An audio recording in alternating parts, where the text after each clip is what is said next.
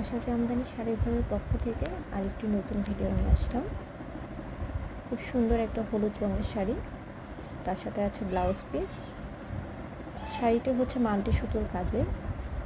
আপনাদের ভালো লাগলে আশা জামদানি শাড়ি ঘর পেজে ইনবক্স করে দেবেন।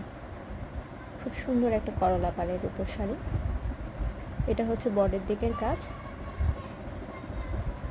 পাড়ের কাজটা হচ্ছে করলা পাড়ের, আঁচলের দিকের কাজ খুবই সুন্দর একটা।